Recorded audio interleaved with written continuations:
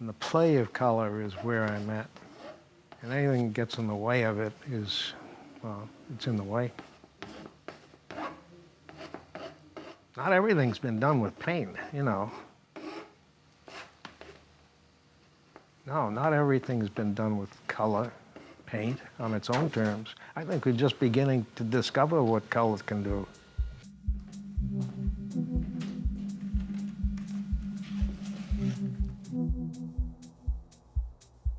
These are what I used to paint with, and this is my palette.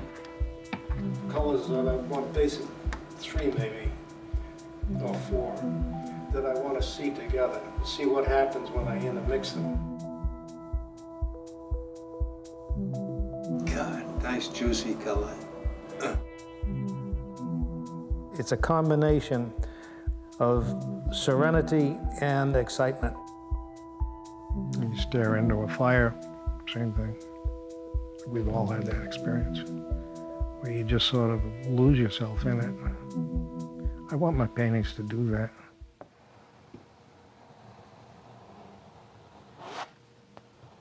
A lot of my stuff comes from outside nature. And if it doesn't, it comes from another of my paintings.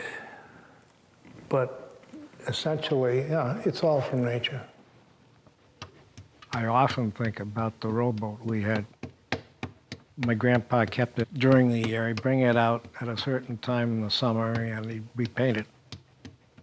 And watching him paint the boat, the anticipation of seeing the boat in the water, and it was all so wonderful.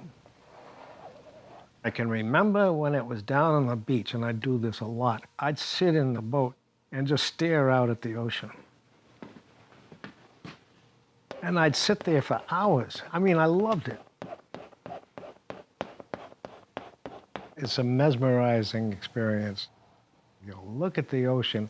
It's constantly moving. It's always the same, but it's constantly changing. Well, that's what I want my painting to do.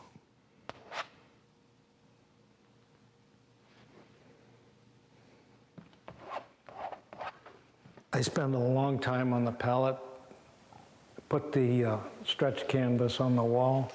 I get familiar with it as a blank, empty space.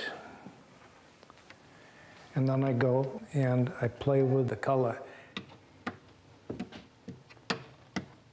I was very conscious of working with landscape, with those first large, vast paintings. Sky, earth, horizon.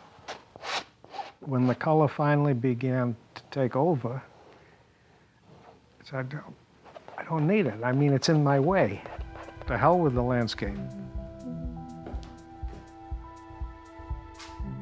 And then I start painting, and then I work it until the colors begin to do something. And I'm never conscious of what happens. It's just that I want to see these in a painting. I want to see these colors together.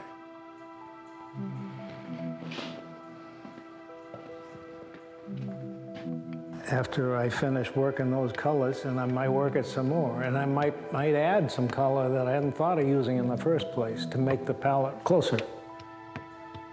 And then I start painting, and then I start painting, and it's a matter of getting the paint on there and then pushing it around, mixing on the canvas itself as I paint, as I put the paint down, you know, beginning to modulate the color.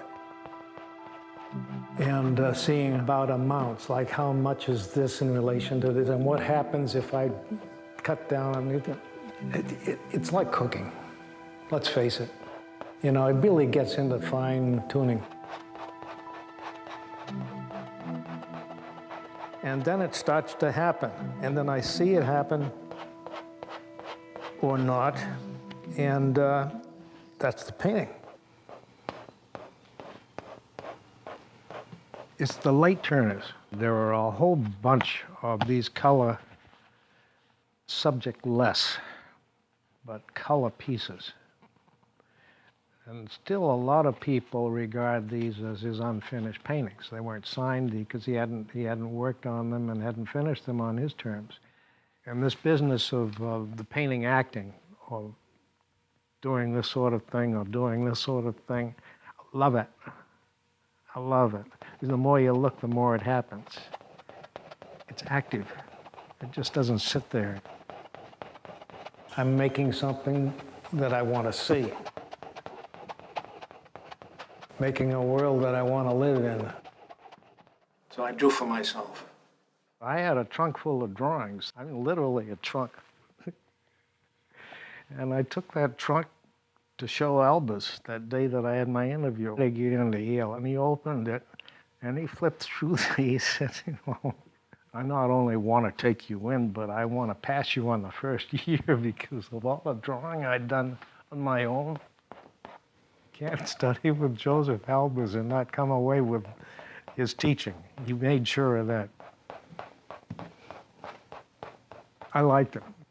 I respected him. I can't imagine a better teacher.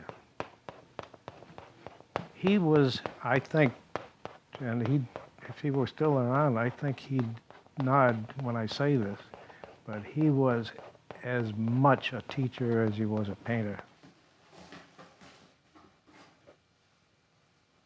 I remember him saying, he said, you know, you have to do what I did when I went to the Bauhaus. He said, you're going to have to unlearn everything that you've learned.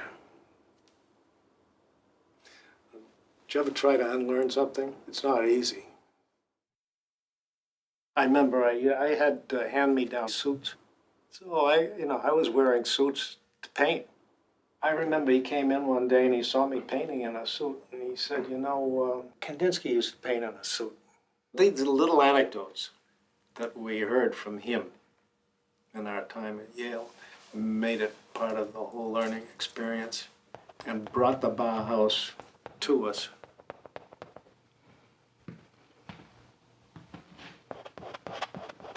When I say he taught me, that's what he taught me. He taught me, and he always used to say, "I open eyes." Well, that's exactly what he did. I mean, I learned to see objectively because of him.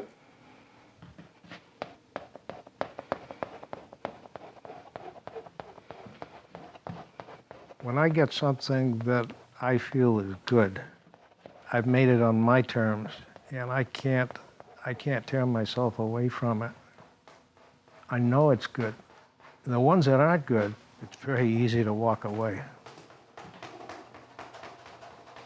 It's either there or it isn't. And for the life of me, I couldn't tell you exactly what it is, but it's there. And I know it. I don't have to have somebody tell me. It's there. I'm seeing it. And I can be pretty confident other people are going to see it if I see it. I mean, this is strictly visual. When I don't think I can do anything to improve it, that's a finished painting.